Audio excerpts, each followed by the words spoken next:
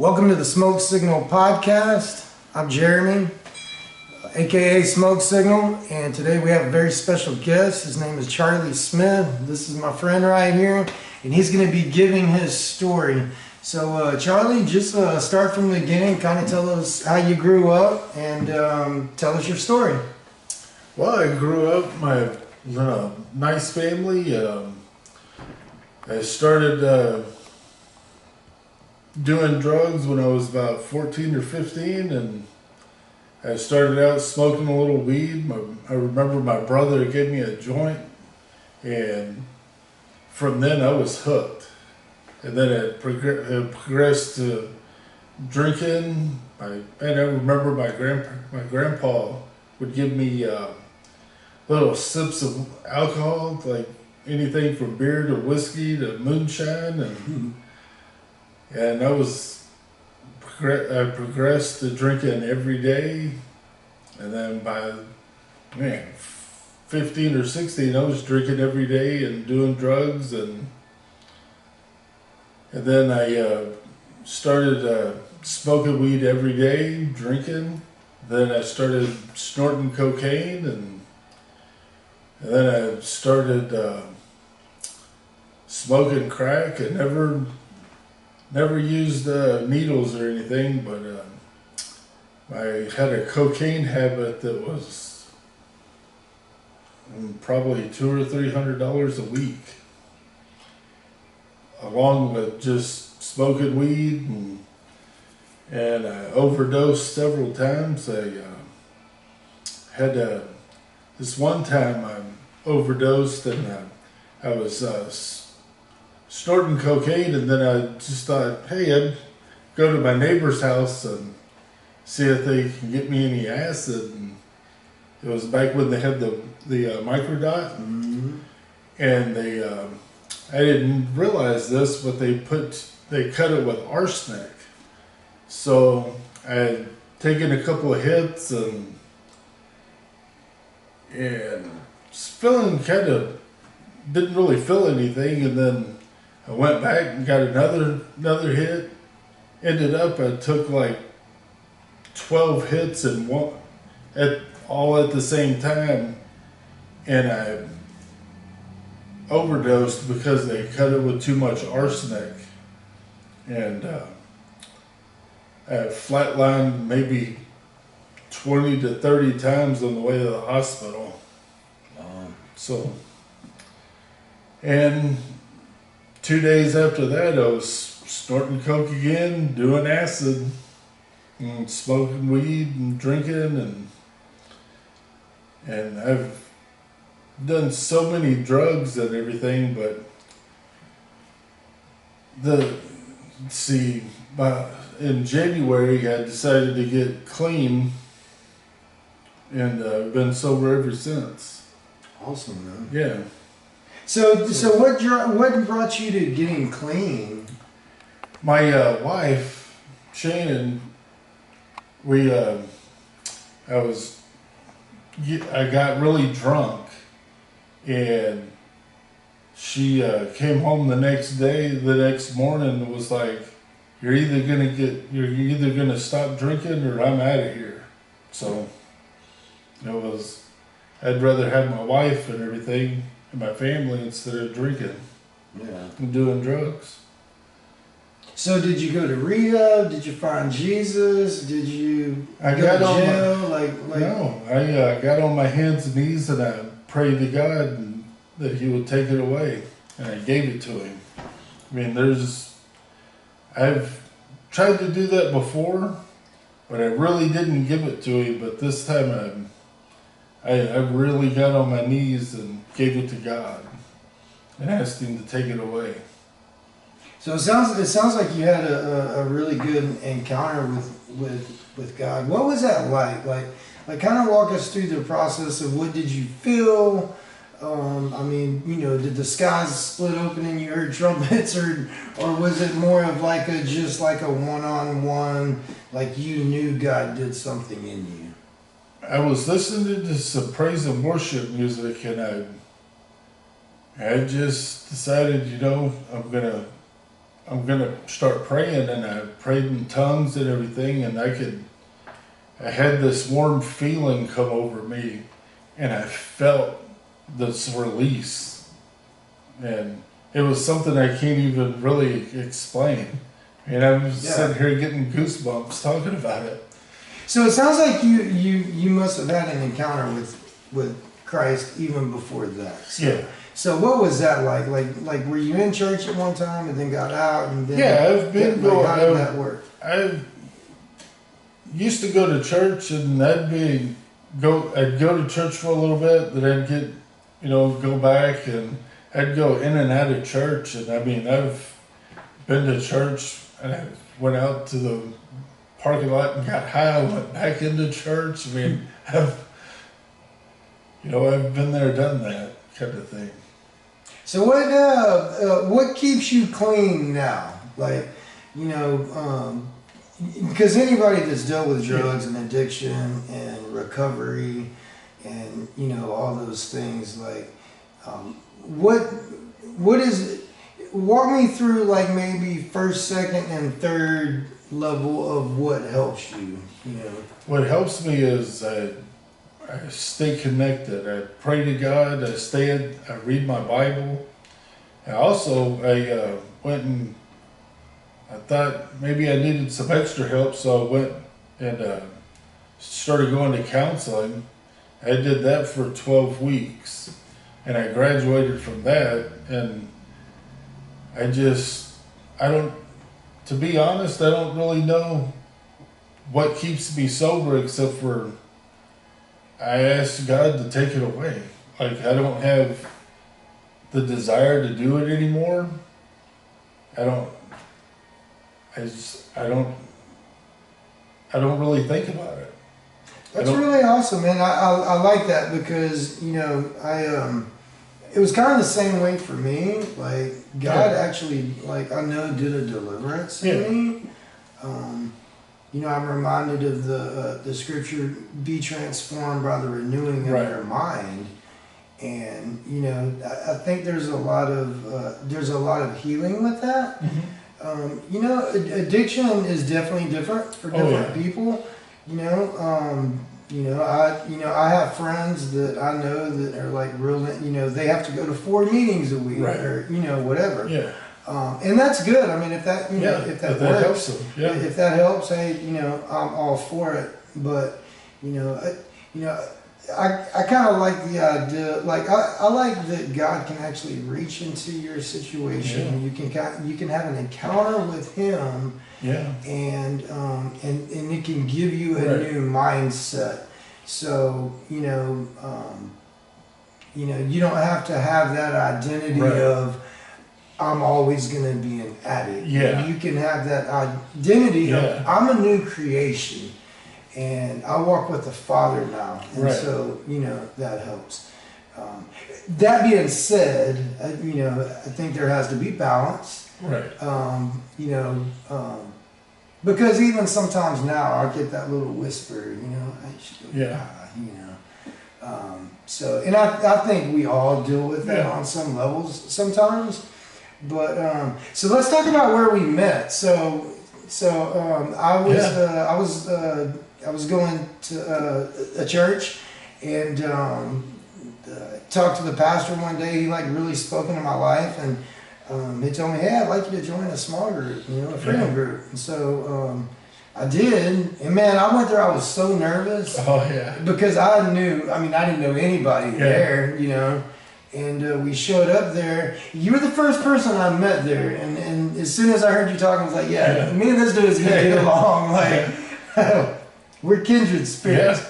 So like the same kind of music. We've been down this kind of the same road. Yeah, for sure.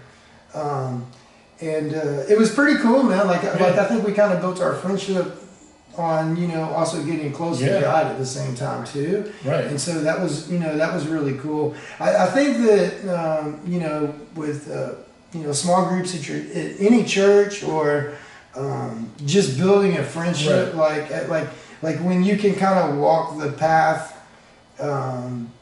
to Jesus and getting closer to Jesus with a friend, Yeah. man, it really gives you strength, you know, because I remember, you know, I mean, we're both real busy now, and we Yeah. don't get to talk as much. Yeah. But I know there in the beginning, like every day we were sharing Yeah. texts. Hey man, how you doing, brother? Yeah. Hey, man, I prayed for you today, or check out the scripture Yeah. I found, or check out this song, or Right. whatever. Yeah. You know, and talk about that, like you know, because I know you built relationships with other people too in Right. the same way, and like, what do you think the importance is of having friends that serve God? 'Cause, you know, for me.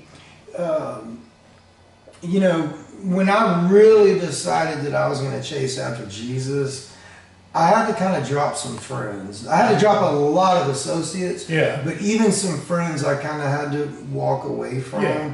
Not because I didn't love them or care about Yeah. them, just because, I mean, it got to the point where we were just on completely different Yeah. paths. So maybe talk about that. Like, what do you think about that? To be honest, I didn't really have a whole lot of friends. I mean, because I keep my friends at a small group, and the friends that I do have now, I mean, that's all we talk about is God. I mean, like with you and Manny and Anthony and the group that we had, it's real, because I'm not sure exactly how to answer this, because a lot of the friends that I did have, I dropped them a long time ago. Yeah. All of my drug buddies, I mean, I couldn't even tell you what they're doing because I haven't talked to them in Right. God knows how long. But I can say that it's really good, like if you're in a relationship or something. Because me and Shannon, that's all we do is we talk about God, we read the Bible, we go to church together, and it's grown our relationship a lot.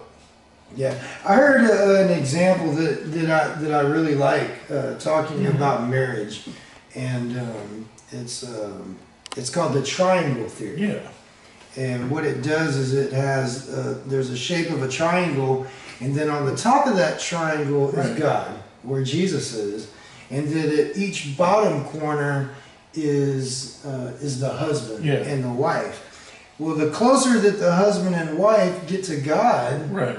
the closer they're actually Yeah. getting together in the Yeah. process. And I know that, you know, things that we've talked about, your wife, you know, having a strong relationship with Right. God too, that's all, you know, that's really awesome. It Yeah. helps you grow because you can kind of grow together. So, but now when you say you got clean in January, you're talking about January of 24, Yeah. right? Not 25. Yeah. So you're going on what? This is No. 12, 13? Yeah. Yeah. Yeah, because it's 26 now, so that would have Right. been January of 25. Yeah. 25. So yeah. we're 12, 13, 14. 14. Yeah. 14 Almost. months. Yeah. That's awesome, man. That's awesome. Haven't even thought about drinking or doing drugs. Dude, that's awesome, man. I'm proud of you, man. Thanks, man. I'm proud of you. I'm proud of you. So, talk about like, what is your like your I know you were telling me you were doing first 15. Tell Yeah. tell us a little bit about what that is. Man, I get up. Now I get up at like 1:15, just so I could read my Bible, listen to some praise and worship, and pray. And sometimes, most of the time now, I have to set my alarm because, man, I'll get to praying, or I'll get to listen to some music, or I'll read the Bible, and it's like, oh man, I gotta go to work. Yeah. But I spend my first 15 minutes just thinking and praising God and talking to Him, and I'd walk around my house and pray. Nice. Nice. And yeah, it makes the day. Whenever I get to work, man, people are like, "Man, you sure look happy," and it's like, "Yeah, I've been talking to God." Yeah. Yeah, one of my friends from work, we were talking today, and she was saying the other day she was driving to work, and she was just worshiping God in her Yeah. car, and she was crying and stuff. She had walked in at work, and a couple people were like, "Man, you look like you've been crying. Yeah. Are you okay?" Yeah. She's like, "I'm great." Yeah. So, I think people sometimes don't understand that, and I've made comments on Facebook, Right. where people I know that aren't serving God, they'd be like, "Man, what the heck are you talking about?" Yeah. Because when you have one of those encounters with Jesus, there's really no way to explain it unless Right. you've had an encounter like that. Yeah. I mean, you brought up doing acid, so like to me, like my relationship with God, there's times where I get higher with God than I've been on any drug. Yeah. Like it's really, you can't tell somebody what Right. it's like to take a hit of acid. Yeah. In the same way, you can't really explain to somebody what Right. it's like to have, that Mhm. first 15 minutes with God, Right. where like you literally know that He steps down Right. from heaven and He is there with you. Or if you But- get the Holy Spirit and you fall out in the Spirit, you can't really you explain something like that, Yeah. because sometimes you kind of like black out, like you just fall over, and it's hard. It's kind of hard to explain something like that to a non-believer without freaking them out. Yeah, for sure. So, do you have any ministry type stuff you do? Like I don't mean necessarily like with a microphone in your hand. I mean like how do you present the gospel, like to maybe people you work with or people in the grocery store or whatever? Like, I mean, like what's that look like for you? I'm not sure exactly, because I haven't really done that at work. I mean, most of the guys that I talk to at work, they're already believers. Oh, cool. Because I have like a tight group, and I don't because at work it's not really, they don't really want you to talk about that kind of stuff Right. at work, which I understand. I mean, but we all talk over, amongst ourselves about, and sometimes it's hard, like when you're at the grocery store and people are trying to mow you down with the cart, and it's Right. like, how do you, sometimes I feel like kicking the cart. Yeah, I think we all have that. Oh, just the reason I was asking is because I know that just like messages that you sent me, Yeah. hey Jeremy, I'm praying for you today, or Yeah. whatever. To me that's ministry. Yeah. People get this idea like ministry, you have to have a microphone in Yeah. your hand, or you have to be like praying over Yeah. somebody, or whatever it is. People don't realize, ministry is really to me, Right. anything you're doing inside the kingdom. Yeah. Like anything you're doing for God. Even my friend Right. Amy recording, like right now she's doing ministry. So, I think sometimes we forget it's the little things, I mean, Right. you could be at church and bring somebody a Yeah. communion cup. That's ministry. And like, Right. so what kind of advice would you give to somebody that maybe is questioning their walk with God? Like maybe they've had some slip ups. Maybe they're kind of questioning, hey, I Just think don't God's beat yourself real. up. Just don't beat yourself up. I mean, if I did that, I'd be black and blue, man. Every time I had, because there was a time where everybody in my family wanted me to get sober. Man, that dug my heels in and was like, y'all aren't gonna tell me what to do. Yeah. And just take it easy on yourself. I mean, I don't mean to repeat myself, but don't beat yourself up over it. I mean, just get up, strive to do better the next day, or take it, if you have to take it hour by hour or minute by minute, try to stay sober for 20 minutes. And I used to have to do that. Yeah. I used to have to.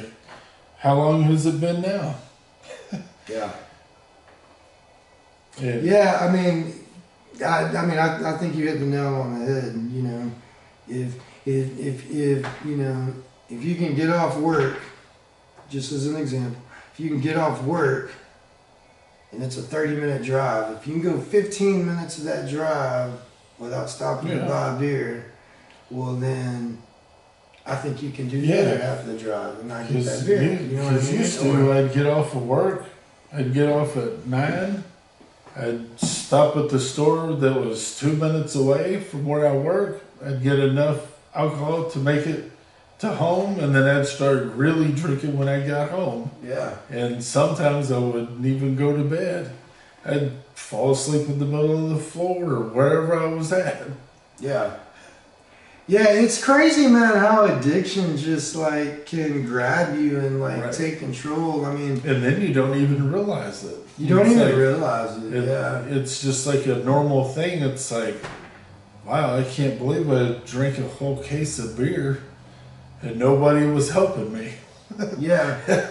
Well, you know what I noticed too, there at the end of, you know, my craziness is that, you know, man, it would like be in my mind all day. Like I could get to work and be like, man, I can't wait till I get off and get high. And then it would turn into, you know, I think I'm feeling a little sick, you know? It's like, so I could take off work and go get high. And it was like, you know, it dominates everything. Right. You know, it really does. And so, you know, I would say if you're out there in addiction, you know, there is hope. There is definitely hope. There is. And, you know, Jesus can be a big part of that. Is there people that get sober on their own? Sure, there is. Yeah. And there's people that go the rest of their life, you know, they go to rehab or whatever, 12 steps, you know, whatever. And that's possible. Yeah. But I can tell you, statistic-wise, are way higher when you know you have Jesus. Yeah. I mean, I've been to rehabs and I really didn't. It didn't really work because I really didn't dive into it and make it work for me. Yeah. I just did it just because my family wanted me to go. Yeah. And so I didn't stay sober. I was at rehab. If I found a way I could get high, I did. Yeah. Yeah. Well, do you have anything else you'd like to add or any thoughts that you're having? Man, not really, man. Well, I want to speak into you. Yeah. And just, man, believe that, like, I think you're going to do even greater things, especially in the kingdom. Yeah. I think God is going to put people in your path that you're just going to feel His presence come over you, and you're going to be able to give them the exact word that they need right there in that moment.